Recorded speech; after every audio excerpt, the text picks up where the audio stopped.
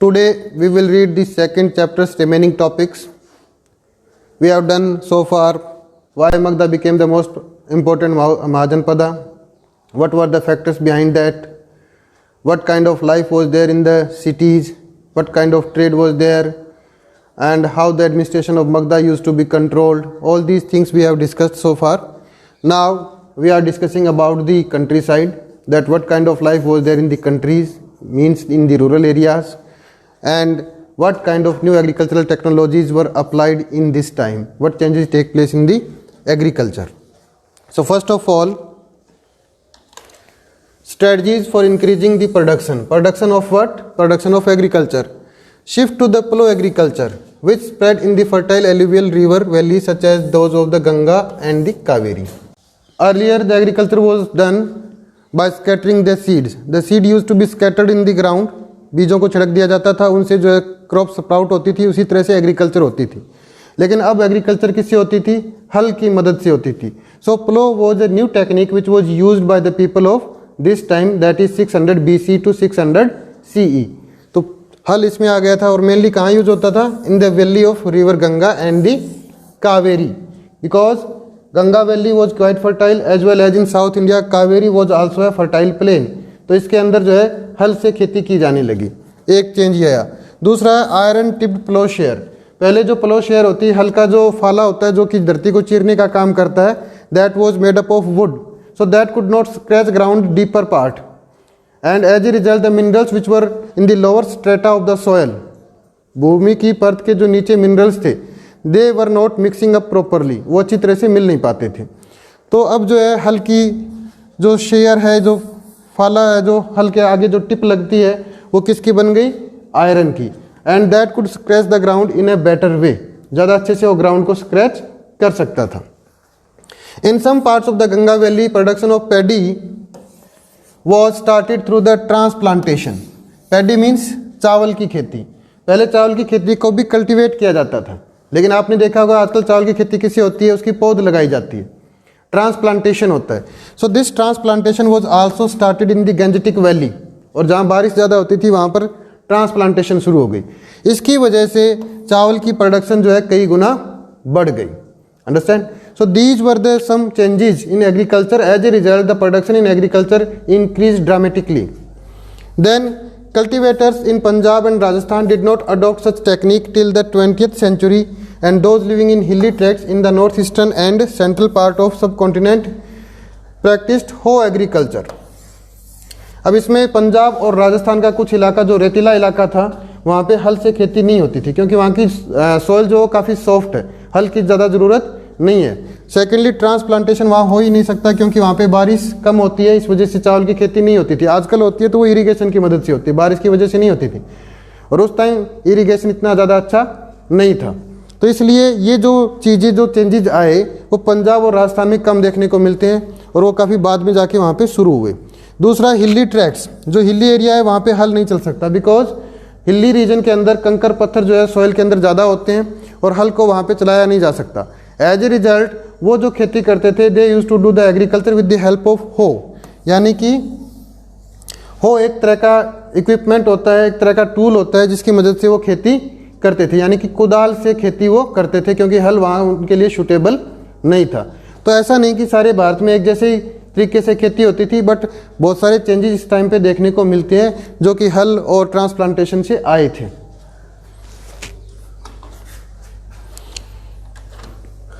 Then अब जो है नई चीज उन्होंने से क्या शुरू की? Use of irrigation. And irrigation was done through the wells and the tanks. Well और टैंक से जो है इरिगेशन की शुरुआत हुई. खास करके साउथ इंडिया में कुएं और टैंक से सिंचाई की जाने लगी, जिसकी वजह से प्रोडक्शन बढ़ी. इसके अलावा कंस्ट्रक्शन ऑफ इरिगेशन वर्क जो है वो भी राजा की मदद से किए जाते थे, और बहुत सारे हमें ऐसे इंस्क्रिप्शन मिले हैं जहाँ पे इरिगेशन नेटवर्क का कंस्ट्रक्शन किया गया है. जैसे कि इनमें से एक है सुदर्शन लेक के बारे में. Very Sudarshan lake, Sudarshan lake, it is in Gujarat, जो कि मौर्यन टाइम में बनी थी, और बाद में इसको रिपेयर करने का काम रुद्र दमन ने किया था. और इसका एक इंस्क्रिप्शन सुदर्शन लेक का वहाँ पे लिखा हुआ मिला है, जो कि रुद्र दमन, जो कि एक शाका रूलर था, गुजरात में रूल करता था, उसने वो इंस्क्राइब किया हुआ है. तो इसका मतलब राजा भी जो है इरिगेशन नेटवर्क को डेवलप करने में काफ़ी मदद करता था। और अशोका के टाइम तो एक डिपार्टमेंट भी होता था जो कि पानी के बहाव को कंट्रोल करने का, रेगुलेट करने का काम करता था। इसकी वजह से जो है खेती बढ़ने की वजह से दो तरह के फार्मर बन गए, एक रिच फार्मर और एक poor farmer. Some landless agricultural labourers, small peasants and the large land holders. तो पहले एक इग्लिटेरियन काइंड ऑफ सोसाइटी थी, यानी कि सारे लगभग बराबर थे। लेकिन इरिगेशन से, खेती की प्रोडक्शन बढ़ने से गांव में जो सोशल स्टेटस था उसमें डिफरेंसेस देखने को मिलते हैं। यानी कुछ फार्मर काफ़ी रिच हो गए, कुछ फार्मर काफ़ी गरीब रहे, कुछ ऐसे भी लोग थे जिनके पास ज़मीनें नहीं थी। तो जो रिच फार्मर्स थे उनके खेतों में जाकर के वो लैंडलेस लेबरर का काम प्रोवाइड या सर्विस प्रोवाइड करने का काम करते थे। द टर्म गृहपति, एक नई टर्म उस टाइम यूज हुई थी, गृहपति। गृहपति मीन्स गृहपति, गृह एंड पति मीन्स घर का मालिक, घर का मुखिया। जनरली घर का मुखिया कौन होता है? जो एल्डेस्ट होता है फैमिली के अंदर, male member, that is generally considered as the grihapati. गृहपति का क्या रोल होता था वो भी धर्मशास्त्र में लिखा हुआ है। इसके अलावा घर में कोई हवन यज्ञ वगैरह होते थे तो उसमें जो उसका जो चीफ माना जाता था वो किसको माना जाता था? घर के मुखिया को। उसके साथ में उसकी फैमिली भी बैठती थी, लेकिन मुख्य काम किसका होता था? गृहपति का होता था। मेजर डिसीजन फैमिली में जो लिए जाते थे वो कौन लेता था? गृहपति। जैसे शादी ब्याह के रिश्ते के जो डिसीजन लिए जाते थे बड़े बड़े, वो गृहपति ही, घर का मुखिया ही लेता था, जो आज भी लिए जाते हैं। The large land holders as well as the village headman emerged as the powerful figure and often exercised control over other cultivators। इसके अलावा गांव में एक मुखिया भी होता था, गांव का मुखिया, जिसको बोलते हैं हेडमैन या सरपंच भी बोला जाता है। वो बाकी कल्टीवेटर्स के कोड ऑफ कंडक्ट को देखता था, उनको रेगुलेट करने का काम करता था, गांव के अफेयर को रेगुलेट करने का काम करता था। आज भी जो है सरपंच होता है, बट वो डेमोक्रेटिक प्रोसेस से इलेक्टेड होता है। लेकिन उस टाइम सरपंच कैसे बनते थे, मुखिया कैसे बनते थे? जो भी जो रिच लैंडलॉर्ड्स उस टाइम गांव में होता था, जनरली वही मुखिया बन जाता था। इसके अलावा इसमें जो है, इसके हमें जो है प्रमाण कहाँ से मिलते हैं? Sangam literature. Which literature? Sangam literature. Sangam literature is the literature of Tamil Nadu and it is written in which language? Tamil language. And in Tamil language there are category of peasants given, जैसे कि वेल्लार पीजेंट। ये सबसे रिच और पावरफुल कम्युनिटी ऑफ पीजेंट्स थी वेल्लार, जो कि तमिलनाडु में पाई जाती है। वेल्लार पीजेंट्स भी इनको बोला जाता है। और दूसरी थी उजावर। ये मिडिल क्लास के पीजेंट होते थे, दैट वाज कॉल्ड उजावर। और जो सबसे गरीब और स्लेव होते थे, they were called as the adimai. So these were the three categories of the peasants who used to live in the rural area. जो गांव के अंदर रहते थे, उनके बारे में संगम लिटरेचर से हमें इंफॉर्मेशन मिलती है। तो हमने देखा कि किस प्रकार से समाज जो है गांव में उस टाइम होता था, सोशल लाइफ गांव में कैसी थी।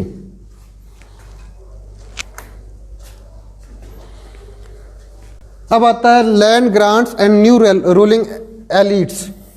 अब हम इसके बारे में पढ़ेंगे। First of all land grants, यानी कि भूदान क्या था, भूमि का दान क्या होता था।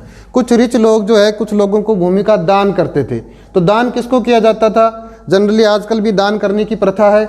दान जनरली मंदिरों को किया जाता है, ब्राह्मणों को किया जाता है, किसी ट्रस्ट को दान किया जाता है। तो उस प्रकार से उस टाइम भी दान होता था। तो इसके भी हमें प्रमाण मिले। हमें एक इंस्क्रिप्शन मिला है जो कि प्रभावती गुप्ता से रिलेटेड है। प्रभावती गुप्ता कौन थी? Prabhavati Gupta was the daughter of Chandragupta second, यानी चंद्रगुप्त विक्रमादित्य की बेटी जो थी वो प्रभावती गुप्ता थी। और वो जो एक बहुत बड़े पावरफुल रूलर थे गुप्ता डायनेस्टी के, तो इसलिए प्रभावती गुप्ता के पास भी काफ़ी पावर थी। और प्रभावती गुप्ता की जो है दूसरी एक डायनेस्टी में शादी की गई थी, जो कि महाराष्ट्र और डेक्कन के रीजन में रूल करता था। और वो डायनेस्टी थी वाकाटका डायनेस्टी। तो she was the queen of Vakataka dynasty and she was the daughter of Gupta dynasty. तो उसका एक इंस्क्रिप्शन हमें मिलता है। From the early centuries the common era we find grants of land being made, many of which were recorded in the inscriptions. Some of these inscriptions were on stone, most of were on the copper plates, which were probably given as a record of the transaction to those who received the land. The records that have survived are generally about grants of religious institution to the brahmanas. तो हमने देखा कि अभी भी इसके record हमें मिलते हैं। तो लैंड ग्रांट का जनरली इंस्क्रिप्शन भी मिलता है हमें। इसके अलावा लैंड ग्रांट्स के बारे में जो लिखा मिलता है वो कॉपर प्लेट, तांबे की पत्रियों पे जो है रजिस्ट्री के तौर पे वो लिखा जाता था कि हमने ये लैंड इस आदमी को ग्रांट में दे दी है। जनरली किसको दी जाती थी? रिलीजियस इंस्टीट्यूशन, यानी कि मंदिर वगैरह को दान में दी जाती थी। दूसरा जो ब्राह्मणों को दान देने की प्रथा थी, तो ब्राह्मणों को जमीनें दान की जाती थी। तो ऐसा ही एक इंस्क्रिप्शन जो आपकी बुक में दिया हुआ है, that is about the Prabhavati Gupta. Prabhavati Gupta जो कि एक महाराष्ट्र की आसपास का जो एक डायनेस्टी थी, वाकाटका डायनेस्टी, वहाँ की रानी थी। तो उसकी अपनी फाइनेंशियल पावर थी, जबकि पुराने टाइम में लेडीज़ को इतनी पावर नहीं होती थी। लेकिन उसका केस एक्सेप्शनल है। क्यों है एक्सेप्शनल? क्योंकि वो एक प्रिंसेस थी और एक अच्छे खानदान से वो बिलोंग करती थी। तो उसने एक गांव दान किया था एक ब्राह्मण को, जिसका गांव का नाम है डेंगुना, द विलेज ऑफ डेंगुना। और वो एक जिस ब्राह्मण को दान करती है उसका नाम है चैनल स्वामी, और उसको कहा जाता है अग्रहारा, यानी कि गांव का मुखिया। और उसको वो दान दे देती है, और उसमें वो क्लियरली लिखती है अपने एग्रीमेंट में कि मैंने इसको सब कुछ दान कर दिया है और इस पे जो है राजा का कोई अधिकार नहीं है। नाउ द चीफ और the owner of the village would be the channel Swami whom the land was donated by Prabhavati Gupta. तो इस प्रकार से वो एक इंस्क्रिप्शन देखने को मिलता है जो कि आपकी बुक में दिया हुआ है। तो सोर्स बेस्ड क्वेश्चन उस इंस्क्रिप्शन पे आ सकता है एग्जाम में। ये देख सकते हैं आप, this is a specimen of copper plate. तो इस प्रकार से भी कॉपर प्लेट के सरफेस पे भी इंस्क्रिप्शन किए जाते थे और ज़मीन इस तरह से दान में दी जाती थी। सो this is a kind of registry, जैसे कि हम लैंड को अभी भी रजिस्टर करते हैं, तो उस तरह की रजिस्ट्रेशन इस तरह से होता था और अभी भी ये मिलते हैं हमें। सो प्रभावती गुप्ता के बारे में मैंने बता दिया। डॉटर जो थी वो एक बड़े रूलर की डॉटर मानी जाती थी जिसका नाम था चंद्रगुप्त सेकंड, और उसकी लड़की ने ये दान में ज़मीनें दी थी। Village of Danguna that lies in the coastal area of Maharashtra. अब जो है लैंड ग्रांट्स राजा करते थे, और बहुत सारे ऐसे राजाओं के हमें नाम मिले हैं जो कि लैंड का ग्रांट्स करते थे। तो ज़मीन जो है दान में जब राजा देता था तो उसके कुछ ना कुछ रीज़न होंगे, ऐसे तो कोई दान में नहीं देगा। So what were the ideas behind giving the land as a grant to other people, to the Brahman और religious institution, that we will discuss. First of all for increasing agricultural area. उस टाइम ज़मीन ज़्यादा थी, लोग कम थे। So many area were covered with the forest. So they wanted that forested area should be converted into the agricultural land so that more and more revenue can be generated for the state। इसलिए वो चाहते थे कि ज़्यादा से ज़्यादा भूमि के अंदर क्या हो, एग्रीकल्चर। इसलिए वो ज़मीन को दान दे देते थे ताकि वहाँ पे लोग जो है वनों को काट करके खेती करना शुरू कर दें। दैट इज़ वन रीजन, जिससे स्टेट की इनकम बढ़े। दूसरा है टू विन एलाइज। अब राजा लगता था कि वो कमज़ोर पड़ रहा है, तो अपने नए साथी, अपने नए लॉयल पीपल को जो है बनाने के लिए वो ज़मीन उन लोगों को दान में दे देता था। इससे उसको जो है सपोर्ट मिलती थी। थर्ड था विन सपोर्ट। लोगों की पब्लिक सपोर्ट भी उसको हासिल होती थी। अगर वो ज़मीन वो दान में देता था किसी मंदिर को, किसी ट्रस्ट को, तो उसके जो फॉलोवर होते थे वो राजा के फॉलोवर बन जाते थे और उसको रूल करने में आसानी मिलती थी। चौथा है to show that the ruler is very powerful. और ये भी एक रीज़न है, ये दिखाने के लिए रूलर जो है वो सबसे ताकतवर है। So this was a case to show that he is the most powerful person in the empire. ये दिखाने के लिए भी वो अक्सर ज़मीन का दान कर देते थे। इसके अलावा टू इंक्रीज रेवेन्यू, और जो ज़मीन दान में होती थी उस पर एग्रीकल्चर होती थी, एग्रीकल्चर पे टैक्स लगता था, तो राजा की इनकम भी इससे बढ़ती थी। तो ये कुछ एक रीजन था कि वो ज़मीन को दान में करता था, दान करता था और दान करके जो दिखाता था कि वो सबसे पावरफुल है, और वो अपनी पावर को दिखाने का काम भी यहाँ पे करता था। और ये भी दिखाता था कि वो बहुत धार्मिक है, क्योंकि वो मंदिर वगैरह को दान में ज़मीन देता था। कई बार जो है रिच पर्सन जो है ज़मीन दान में देते थे, उसके कुछ और रीजन्स भी थे। Like the land was donated to the religious institution thinking that the deceased relative of that person would get salvation after the death.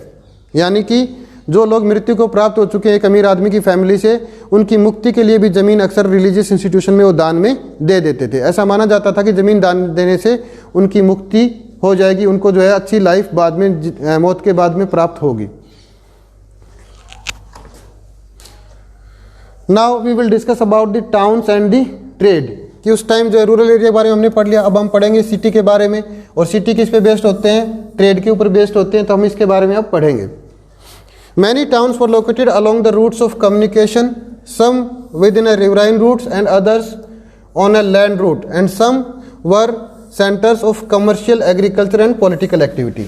So we can say that cities are not of one type. Cities कई तरह के होते हैं। कुछ एक city जो होते हैं वो किसी रिलीजियस सेंटर की वजह से सिटी बन जाते हैं, जैसे हरिद्वार है। कुछ जो है नदी के किनारे, क्योंकि important route of trade and network और ट्रेडिंग नेटवर्क और कम्युनिकेशन का होता है, तो उसके किनारे भी सिटी बड़े हो जाते हैं, जैसे कि पाटलिपुत्र। कुछ सिटी इसलिए डेवलप हो जाते हैं क्योंकि वो किसी राजा की राजधानी थे, तो कई तरह के सिटी उस टाइम पे डेवलप हुए थे। From the 6th century BC, urban centres emerged in different parts of subcontinent. Majority of the town such as Pataliputra, Pataliputra एक बड़ा सिटी था। ये किसकी राजधानी थी? ये मगध की राजधानी थी, इसलिए राजा की सपोर्ट इसको थी, तो ये एक बड़ा सिटी बन गया।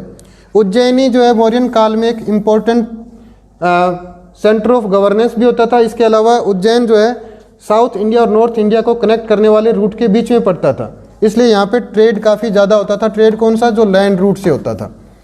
पुहार ये एक इम्पोर्टेंट पोर्ट थी साउथ इंडिया की, जहाँ से इंटरनेशनल ट्रेड होता था। मथुरा जो था that was also in the heart of the northern plain, northern plain के बीच में पड़ता था, तो यहाँ से भी जो है ट्रेड काफ़ी ज़्यादा जो है लैंड रूट से होता था। तो ये सिटीज़ अलग अलग रीजन से बड़े सिटी उस टाइम पे बन गए थे। दूसरा मथुरा जो था this was also the capital of Kanishka, Kushan dynasty की ये कैपिटल भी होती थी, इस वजह से भी मथुरा जो है डेवलप हुआ था। Kings and ruling elites lived in fortified cities, राजा कहाँ रहते थे? फोर्ट बना करके उसमें रहते थे, so that they can remain secure. Then a wide range of artefacts have been recovered, तो जहाँ पे वो रहते थे, जिस सिटी में रहते थे, वहाँ से हमें कुछ एक आर्टिफैक्ट मिले हैं, जैसे कि फाइन पोइट्री, अच्छी तरह की पोइट्री वहाँ पे देखने को मिलती है, और वो ग्लोसी फिनिश लिए हुए, and they are known as the black polished ware. क्या कहा जाता है इनको? ब्लैक पॉलिश्ड वेयर, यानी कि काली रंग की इन पे पॉलिश की होती थी और ग्लॉसी फिनिशिंग होती थी, एंड ये काफ़ी कॉस्टली होते थे। इसका मतलब सिटी में जो लोग रहते थे they were quite richer and they were using these kind of exotic items, महंगी आइटम्स को इस्तेमाल वो करते थे। इसके अलावा वहाँ पे हमें ऑर्नामेंट्स भी मिले हैं, टूल्स भी मिले हैं और वेपन्स भी मिले हैं। तो इस प्रकार से हम देखते हैं कि हड़प्पन सिविलाइजेशन में जो है पोट्री जो थी that was not this kind of, that was the red ware, but यहाँ पे अब ब्लैक पॉलिश्ड वेयर जो है, अलग तरह की पोट्री जो है इस सेंचुरी में हमें अर्ली टाइम जो हम बात करें 600 BC से 600 CE के बीच में मिलती है। एंड जिस सिटी की हम बात करें, सिटीज़ की एक्सकेवेशन में ये चीज़ें मिली हैं, लेकिन ज़्यादा चीज़ें हम वहाँ पे एक्सकेवेट नहीं कर पाए क्योंकि these cities are already inhabited by the people. वो जो सिटी हम बात कर रहे हैं, जिन जगहों पे हमें खुदाई करनी थी वहाँ पे आज भी लोग बसे हुए हैं, and it's very difficult to displace them and to do excavation, इसलिए ज़्यादा एक्सकेवेशन इस मामले में हम नहीं कर पाए हैं। So this is the map which tells us about the important city of that time. You can see that this is Pataliputra, Rajgir which was the ancient capital of Magadha, then comes Shravasti, Kannauj जो कि एक इम्पोर्टेंट ट्रेडिंग सेंटर भी होता था, मथुरा, तक्षशिला जहाँ पे एक बड़ी यूनिवर्सिटी भी थी, first university of the world Takshashila university. इसके अलावा विदिशा सेंट्रल इंडिया यानी कि मध्य प्रदेश का एक इम्पोर्टेंट टाउन होता था, विदिशा के पास ही सांची स्तूप बना हुआ है। इसके अलावा Kaushambi, Varanasi, then comes Ujjaini which was a trading town because south India से रूट जो था नॉर्थ इंडिया की तरफ उज्जैन के अंदर से जाता था। इसके अलावा पुहार, दिस इज पुहार जो कि एक इम्पोर्टेंट पोर्ट टाउन था, दिस वॉज दी पोर्ट जहाँ से जो है साउथ ईस्ट एशिया की तरफ ट्रेड हमारे से होता था। इसके अलावा ये चेरा, पांड्या और चोला रूलर यहाँ पे रूल करते थे पहले। सोपारा जो कि महाराष्ट्र में पड़ता है, ये भी एक इम्पोर्टेंट ट्रेडिंग टाउन था। Paithan that is also in Maharashtra. इसके अलावा भरूच जिसको आजकल कहा जाता है भरूच, अच्छा that was also an important trading town. So ये इंपॉर्टेंट सिटीज़ थे, उनमें से कोई भी सिटी मैप में भी पूछा जा सकता है। Sisupalgarh in Orissa. So these are the important cities of that time. Now we will read about the votive inscription. Votive inscription क्या होते हैं? जो शॉर्ट इंस्क्रिप्शन लिखाए जाते हैं that is called votive inscription, and generally these short inscriptions were written telling about the donation done by a person or a group of people. उनके लिए छोटे छोटे इंस्क्रिप्शन, छोटे छोटे पत्थर लगाए जाते थे, that is known as votive inscription. और ये भी एक इंपॉर्टेंट सोर्स ऑफ हिस्ट्री है। क्यों है? क्योंकि हमें उस टाइम की डोनेशन के बारे में पता लगता है, उस टाइम के जो लोग हैं वो क्या काम करते थे उनके बारे में हमें इससे पता चलता है। Like वोटिव inscription give us an idea about the town people, कि टाउन के अंदर कौन कौन से लोग रहते थे, किन लोगों ने दान किया, क्या व्यापार करते थे या किसी और तरह का काम वो करते थे, उसके बारे में हमें वोटिव इंस्क्रिप्शन से पता चलता है। In the town different types of people use to live such as washing folk, weavers, scribes, carpenter. तो ये सारे के सारे सर्विस प्रोवाइडर लोग थे जो कि रिच लोगों को सर्विस प्रोवाइड करने का काम करते थे। और इनके गिल्ड बने होते थे। क्या बने होते थे? Guild, GUILD। Guild means A kind of association which was generally formed by a group of people doing the same kind of occupation। और वो गिल्ड से जो एक टेम्पल का निर्माण करते थे या अपने लिए धर्मशाला वगैरह बनाते थे, तो वहाँ पे जो चंदा देते थे उसके बारे में एक पत्थर पे वो लिखवा देते थे। जैसे आजकल भी धर्मशालाओं में लिखा होता है, मंदिरों में लिखा होता है कि किसने कितना दान दिया। तो इस प्रकार के दान लिखे हुए हैं, दैट वो जिस पत्थर पे लिखे हुए हैं, जहाँ पे लिखे हुए हैं, that is called as the votive inscription. तो ऐसे हमें कई वोटिव इंस्क्रिप्शन हमें मिले हैं जो कि मर्चेंट्स के भी हैं और किंग्स के भी हैं। और इन वोटिव इंस्क्रिप्शन से हमें पता चलता है कि किन लोगों ने दान दिया और वो लोग क्या क्या काम करते थे। जैसे कि एक बुक में दिया हुआ है, उसमें दिया हुआ है कि जो मंदसौर से कुछ एक कम्युनिटी थी वीवर की, जो कि ट्रांसफ़र होकर के गुजरात से मंदसौर आई थी, और Mandsaur that is in Madhya Pradesh. वहाँ पे उन्होंने इंस्क्राइब किया है अपनी कम्युनिटी के लोगों के बारे में जिन्होंने दान दिया है, क्योंकि उन्होंने वहाँ पे एक टेम्पल बनवाया था अपने देवता के लिए। और उसमें लिखा हुआ है कि उनके लोग क्या क्या काम करते थे। It is also written that some were good in hunting, some were good in writing, some were also good in doing the weaving, some were also good dancer and singer. तो इस प्रकार से हम देखते हैं कि वीवर का काम तो वीविंग करना होता है, लेकिन वीविंग के अलावा भी वो लोग बहुत सारे काम अलग से भी करते थे। तो ऐसा नहीं था कि जो ऑक्यूपेशन उनको प्रेस्क्राइब होती थी धर्मसूत्रा में वो ही ऑक्यूपेशन वो करते थे, उसके अलावा भी बहुत सारे काम वो कर लेते थे। तो इस प्रकार से हमें अर्बन एरिया के समाज के बारे में पता लगता है। हमें पता लगता है कि लोग कहाँ से माइग्रेट होकर कहाँ पर गए थे।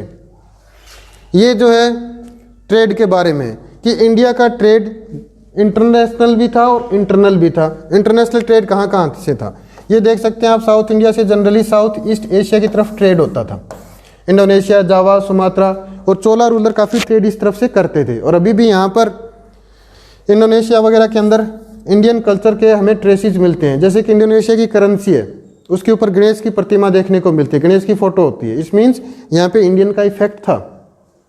सुमात्रा जिसको स्वर्ण द्वीप भी कहा जाता था, सोना काफ़ी मिलता होगा वहाँ पर, वहाँ से भी हमारे काफ़ी अच्छे ट्रेड थे। इसके अलावा नॉर्थ ईस्ट इंडिया से जो है चाइना की तरफ भी ट्रेड होता था, मेनली नाथुला पास से ट्रेड होता था, सिल्क रूट होता था वहाँ से। इसके अलावा कश्मीर की साइड से भी चाइना के साथ ट्रेड होता था। कश्मीर की साइड से हमें जो है सेंट्रल एशिया से भी हम कनेक्टेड थे, पर्शिया से कनेक्टेड थे। और साउथ इंडिया में जो है मालाबार कोस्ट से ट्रेड काफ़ी फेमस था, स्पेशली यूरोप की तरफ ट्रेड होता था। और ये ट्रेड जो होता था मेनली किस चीज़ का होता था? स्पाइसेस का ट्रेड होता था। यहाँ से सिल्क का भी ट्रेड होता था और भी बहुत सारी आइटम्स जो थी उनका भी ट्रेड यहाँ से होता था। तो इस प्रकार से इंडिया का एक वेल डेवलप्ड ट्रेड नेटवर्क था वर्ल्ड के अंदर। Then, from the 6th century, land and river routes criss-crossed the subcontinent and extended in various direction। दूसरा जो इंटरनल ट्रेड होता था, जो देश के अंदर ट्रेड होता था, वो किससे होता था? रिवर रूट से होता था। भारत की नदियों से ट्रेड काफ़ी ज़्यादा किया जाता था। Rulers often try to control these routes possibly by offering protection for a price. राजा भी उन ट्रेड पे कंट्रोल रखना चाहता था क्योंकि राजा को उससे काफ़ी इनकम होती थी। इसके अलावा सक्सेसफुल मर्चेंट डेजिग्नेटेड एज मसत्तुवन, जो मर्चेंट होते थे उनको क्या कहा जाता था? मसत्तुवन। एंड सेठीज एंड सत्तावाज इन प्रकृत लैंग्वेज, ये अलग अलग नाम थे जो कि ट्रेडर्स के नाम रखे होते थे, जो रिच ट्रेडर्स थे। A wide range of goods were carried from one place to another like salt, grain, cloth, इन चीज़ का ट्रेड सबसे ज़्यादा होता था। Spices were in high demand in the Roman empire. Roman empire जो हम 11th क्लास में पढ़ चुके हैं, वहाँ पे सबसे ज़्यादा जो ट्रेड होता था that was an European based empire. वो इंडिया से सबसे ज़्यादा ट्रेड किसका होता था? स्पाइसेस का होता था। और आज भी इंडियन स्पाइसेस की डिमांड यूरोप में काफ़ी ज़्यादा है क्योंकि स्पाइसेस कोल्ड कंट्री में कंज्यूम किए जाते हैं और यूरोपियन कॉन्टिनेंट एक कोल्ड कॉन्टिनेंट था जहाँ का क्लाइमेट कोल्ड है। तो भारत के जो स्पाइसेस थे उनकी डिमांड वहाँ काफ़ी ज़्यादा थी। तो अरेबियन सी रूट से स्पाइसेस रोमन एम्पायर को ट्रेड किए जाते थे, जिसमें अरेबियन लोग भी इन्वॉल्व होते थे। और इसके प्रमाण हमें क्या मिलते हैं कि बहुत सारे रोमन गोल्ड कॉइन्स जो हमें मालाबार कोस्ट के आसपास रिकवर हुए हैं। तो वो गोल्ड कॉइन वहाँ पे कैसे आई? अपने आप चल करके तो आए नहीं है। It means they have come there because the Roman traders must have visited there and they have purchased some item from the Malabar coast and they have given those coin to the local people of Malabar coast. इसीलिए हमें south India से काफ़ी जो है hoards of Roman coins मिले हैं। अब जो है रोमन कॉइन्स तो की हमने बात कर ली, लेकिन इसके अलावा भी कुछ कॉइन्स उस टाइम अवेलेबल होते थे। जैसे कि हम बात कर रहे थे किसकी, ट्रेड की। तो जब हम ट्रेड करते हैं तो ट्रेड के लिए हमें किसकी ज़रूरत पड़ती है, करेंसी की ज़रूरत पड़ती है, यानी मीडियम ऑफ एक्सचेंज की ज़रूरत पड़ती है। और मीडियम ऑफ बार्टर सिस्टम से बड़ा ट्रेड नहीं हो सकता, that can be a local trade. और बार्टर सिस्टम करना इतना आसान नहीं है, because we require double coincidence of bonds. दोनों के पास में ऐसी कोई ना कोई चीज़ हो जिसको वो एक्सचेंज कर सके। एक के पास नहीं है तो बार्टर सिस्टम कामयाब नहीं है। अगर हमें बड़ी संख्या में ट्रेड करना है तो वी रिक्वायर करेंसी। तो इसलिए राजाओं को महसूस हुआ कि करेंसी बननी चाहिए। तो जो पहले कॉइन्स जो इशू हुए थे they were called as the punch marked coins. ये देख सकते हैं आप, मेटल का एक सिक्का बनाया, उसके ऊपर पंचिंग की जाती थी और these coins are called as the punch marked coins. जैसे एक पंचिंग ये है, दूसरी ये है, तीसरी ये है, और अलग अलग symbols of animals, trees, they use to be punched on the coins. Coins के ऊपर वो पंचिंग की जाती थी। तो पहले कॉइन्स जो थे they were called as the punch marked coins. और ये कई डायनेस्टीज ने इशू किए थे, मेनली मौर्यन डायनेस्टी ने ऐसे कॉइन इशू किए थे। इसके अलावा जो बढ़िया कॉइन इंडिया में जो इशू किए गए थे वो थे इंडो ग्रीक रूलर ने इशू किए थे। इंडो ग्रीक रूलर कहाँ थे, north western part of India में होते थे। और वहाँ के राजाओं ने जो है इंडो ग्रीक, यानी कि उस पर ग्रीक का इन्फ्लुएंस देखने को मिलता है, और वो इंडिया में इशू किए गए थे। That's why these are called as the Indo Greek coins. इसके अलावा इससे पहले भी कॉइन्स जो इशू करते थे वो किंग ने भी किए हैं। कुछ एक रिच मर्चेंट्स अपने कॉइन्स बना लेते थे, बैंकर्स अपने कॉइन बना लेते थे, और टाउन पीपल भी अपने कॉइन इशू कर देते थे। The first gold coin were issued by the first century. पहली शताब्दी में ही पहला गोल्ड कॉइन इंडिया में इशू किया गया, और इसको इशू करने का काम किसने किया, कुशानाज ने किया। और मथुरा के पास से हमें ऐसे कॉइन्स अवेलेबल हुए हैं जो कि कनिष्क के टाइम में इंडिया के अंदर इशू किए गए थे। उससे पहले गोल्ड कॉइन का कोई प्रमाण नहीं मिलता। इंडो ग्रीक ने भी गोल्ड कॉइन इशू किए थे, लेकिन वो इंडिया में नहीं किए थे, वो सेंट्रल एशिया में किए थे, बैक्टेरियन रीजन में किए थे। भारत के अंदर ये नहीं किए थे। भारत में सबसे पहले गोल्ड कॉइन किसने इशू किए, कुशानाज ने किए। Holds of Roman coins have been found in southern India, that we have discuss. कि साउथ इंडिया में कौन से कॉइन मिले हैं, रोमन कॉइन मिले हैं। क्यों मिले हैं, because of trade. Roman coin यहाँ पे सर्कुलेट होते थे। इसके अलावा कुछ और कॉइन्स भी इशू किए गए थे, जैसे कि ये इशू कॉइन किया था योद्धे। योद्धे कौन थे, these were the tribal people of Haryana and Punjab. ये पीजेंट कम्युनिटी थी, जैसे ये आज भी पीजेंट कम्युनिटी हरियाणा पंजाब में रहती है। इन्होंने सबसे पहले ये कॉइन इशू किए थे। These are called as the Yaudheyas coins. और ये कॉपर के बने होते थे। किस मेटल के बने होते थे, ये मेनली कॉपर के, गोल्ड के नहीं थे। देन गुप्ताज ने भी जो है सबसे बेस्ट क्वालिटी के गोल्ड कॉइन इशू किए थे। गुप्ता डायनेस्टी, जैसे Chandragupta second, Samudragupta, they used to be the Gupta ruler, and this was also a dynasty which was ruled from the Magadha region की डायनेस्टी थी ये। इन्होंने गोल्ड कॉइन इशू किए थे, और ये अपनी प्योरिटी के लिए काफ़ी ज़्यादा रिमार्केबल माने जाते हैं। प्योर गोल्ड के कॉइन बने होते थे। इसके अलावा 6th सेंचुरी ऑनवर्ड जो है गोल्ड कॉइन काफ़ी कम देखने को मिलते हैं। उसके कई रीज़न हो सकते हैं, क्योंकि कॉइन ऐसी चीज़ है जो सर्कुलेट होती रहती है, इसको होल्ड करने के लिए नहीं होता। Money is just to exchange, not for hoarding. उसको होल्ड घर में कोई भी नहीं करता। तो हो सकता है इस वजह से कॉइन्स सर्कुलेट होते रहे और उसकी होर्डिंग हमें ज़्यादा ना मिलती हो। दूसरा ये भी हो सकता है कि लॉन्ग डिस्टेंस ट्रेड जो था इंडिया का ख़त्म हो गया था, जिसकी वजह से जो गोल्ड कॉइन्स थे वो धीरे धीरे क्या हो गए, इंडिया में कम हो गए, क्योंकि इंडिया में ज़्यादा गोल्ड मिलता नहीं था, वो बाहर से आता था। इसलिए भी गोल्ड कॉइन्स हमें 6th सेंचुरी के बाद में कम मिलते हैं, क्योंकि 6th सेंचुरी में आप बात करते हैं हम यूरोप और वेस्टर्न एशिया की, तो 6th सेंचुरी के बाद में इस्लाम का ओरिजिन हो गया था। इस्लाम का ओरिजिन हो गया था और रोमन एम्पायर का डेक्लाइन हो गया था। तो रोमन एम्पायर का जब डेक्लाइन हो गया तो जो रोमन ट्रेडर इंडिया में आते थे वो आने बंद हो गए, और गोल्ड वही लेकर के आते थे। इसलिए गोल्ड कॉइन्स काफ़ी कम संख्या में इंडिया में आते थे। तो इसके बाद में जो है 6th सेंचुरी के बाद में गोल्ड कॉइन्स काफ़ी कम हमें देखने को मिलते हैं। उससे पहले गोल्ड कॉइन्स काफ़ी ज़्यादा मिलते थे। तो यही कुछ रीज़न थे कि गोल्ड कॉइन्स हमें कम क्यों मिलते थे। ये आप स्पेसिमेन देख सकते हो। ये कॉइन्स जो थे these were issued by the Gupta rulers, जो कि गोल्ड के बने हुए कॉइन्स थे। तो आप देख सकते हैं कॉइन्स के अंदर जनरली इमेज बनी होती थी, कुछ नाम लिखा होता कि किस रूलर ने इसको इशू किया है। इस तरह से जो है ये स्क्वायर शेप के भी होते थे, राउंड शेप के भी होते थे। इस तरह से गोल्ड कॉइन इशू किए जाते थे और अदर कॉइन्स भी इशू किए जाते थे।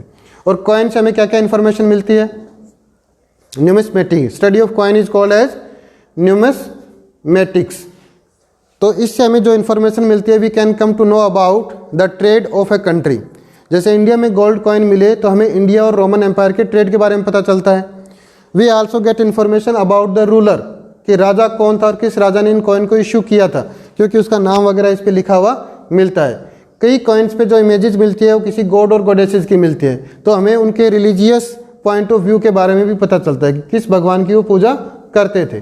So variety of information we can extract from these coins. दूसरा हमें पता चलता है कि जिस मेटल से बने हुए, क्या वो मेटल इंडिया में थी या वो बाहर से लाई गई थी। सिल्वर कॉइन्स इंडिया में देखने को बहुत कम मिलते हैं। जब मुगल्स आए थे तभी सिल्वर कॉइन्स इंडिया में इशू होने लगे थे। जब मुस्लिम इन्वेडर्स आए थे उसके बाद सिल्वर कॉइन मिलते थे, क्योंकि इंडिया में कोई सिल्वर माइन है ही नहीं। अंडरस्टैंड? वो बाहर से आई है सारी सारी। सो मेनली जो कॉइन्स मिलते हैं कॉपर के, गोल्ड के ही हमें देखने को मिलते हैं। Then back to basic. अब हम दोबारा से उसी चीज़ पे आ जाते हैं जहाँ से शुरू हुए थे। सबसे पहले हमने बात की थी जेम्स प्रिंसेप की। ये आप इमेज देख सकते हो, this is the image of James Prinsep. So James Prinsep ने जो है सबसे पहले एपिग्राफी को स्टडी किया था, ब्राह्मी और खरोष्टी को डिसाइफर किया था। अब उसको डिसाइफर कैसे किया था वो हम बात इसमें करेंगे। इंडो ग्रीक जो किंग्स थे जो कि नॉर्थ वेस्टर्न इंडिया में रूल करते थे, वो उन्होंने ग्रीक लैंग्वेज में भी काफ़ी बुक्स वगैरह लिखी है। तो उस बुक में एक राजा का जिक्र है जिसका नाम था अपोलोडोटस। क्या नाम था? Apollodotus. Apollodotus is another name of Ashoka. Ashoka को वो अपोलोडोटस कहते थे ग्रीक लैंग्वेज में। इसी तरह चंद्रगुप्त को वो सेंड्रोकोटस कहते थे। तो उनकी लैंग्वेज को, और जो नॉर्थ वेस्टर्न इंडिया में जो हमें इंस्क्रिप्शन मिले हैं वो खरोष्टी स्क्रिप्ट में मिले हैं। किस स्क्रिप्ट में मिले हैं? खरोष्टी के अंदर। तो खरोष्टी और ग्रीक लैंग्वेज आपस में मिली हुई लैंग्वेज मिली हमें। तो ग्रीक की मदद से खरोष्टी लैंग्वेज को इस आदमी ने डिसाइफर कर दिया, क्योंकि ग्रीक ऑलरेडी इनकी डिसाइफर्ड थी। तो उसकी मदद से खरोष्टी लैंग्वेज डिसाइफर हो गई। इस वजह से जो नॉर्थ वेस्टर्न पार्ट में जो इंस्क्रिप्शन हमें मिले हैं वो ये आदमी डिसाइफर करने में कामयाब हो गया। अब लैंग्वेज आई ब्राह्मी, जिसके अंदर अशोका के इंस्क्रिप्शन हमें देखने को मिलते हैं। उसको कैसे डिसाइफर किया? ब्राह्मी जो है ब्राह्मणों की लैंग्वेज थी, जैसे कि इसके नाम से इंडिकेट होता है। और ये वेस्टर्न ईस्टर्न साइड इंडिया के अंदर काफ़ी ज़्यादा इसका इस्तेमाल होता था। तो बंगाली ब्राह्मण जो थे उनकी मदद से इसने ब्राह्मी लैंग्वेज को भी डिसाइफर करने में कामयाबी हासिल कर ली। So both languages Kharoshthi and Brahmi was deciphered by James Prinsep, जिसकी वजह से हमें मौर्यन एम्पायर के बारे में बहुत सारी इन्फॉर्मेशन रिवील करने में मदद मिली। और बाकी डायनेस्टीज़ के बारे में जानने में हमें काफ़ी मदद मिली। उस टाइम का समाज कैसा था, सोसाइटी कैसी थी, उसकी इन्फॉर्मेशन हमें ब्राह्मी और खरोष्टी डिसाइफर होने के बाद ही पता चली, जिसमें ग्रेट कंट्रीब्यूशन जो था वो किसका था? जेम्स प्रिंसेप का था। देन किस तरह के हमें हिस्टोरिकल एविडेंस जो है इंस्क्रिप्शन से मिलते हैं? First of all Ashoka. Ashoka के बारे में इंफॉर्मेशन मिलती है। इसके अलावा उसका नाम क्या लिखा हुआ है? Devanam piye means the beloved of god and pleasant to behold. और देवनाम पिया लिखा हुआ था। सेम टाइम ऑफ इंस्क्रिप्शन उसी टाइम के और भी हमें मिले हैं जिसके अंदर नाम लिखा हुआ था अशोका।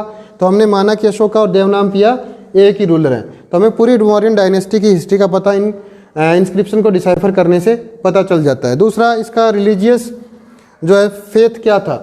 ये मेनली जो इसने धर्म से रिलेटेड काफ़ी इंस्क्रिप्शंस लिखवाए थे, तो हमें बुद्धिज़्म के बारे में भी पता चलता है कि इंडिया से बुद्धिज़्म बाहर कैसे फैला था। इसके अलावा हमने जो इसका content, style of writing, language, palaeography. Palaeography क्या होती है कि जो पत्थर है वो कितना पुराना है और वो जो इस पर एनग्रेविंग है वो कितनी पुरानी है। जब हमने इसकी डेटिंग निकाली तो वो डेटिंग सेम मिली जिस टाइम अशोका रूल करता था। तो हम मानते हैं कि ये जितने भी इंस्क्रिप्शन है वो सारे के सारे किसने लिखवाए हैं? अशोका ने लिखवाए हैं। दूसरा, अशोका के टाइम जो लैंग्वेज यूज होती थी वो लैंग्वेज इंस्क्रिप्शन में मिलती है। Apart from that the writing style of this inscription is also are the same which was written by Ashoka. That's why we decided that these inscriptions were written by Ashoka and Ashoka was a very industrious and very strong ruler of his time. So ये सारी चीज़ें हमें इनके inscriptions को पढ़ने के बाद पता चलती है। इसके अलावा जो लास्ट टॉपिक है वो है कि what are the limitations of inscriptional evidence. तो इंस्क्रिप्शन एक इंपॉर्टेंट एविडेंस हमारे लिए था, लेकिन इसकी कुछ कमियां थी। वो कमियां क्या थी? पहली कमी क्या थी कि ये कुछ एक लिमिटेशंस है। लेटर्स में be very faintly engraved, with the passage of time the letters become faded because they were not properly engraved on the stone surface. The second limitation is that they were damaged with the passage of time.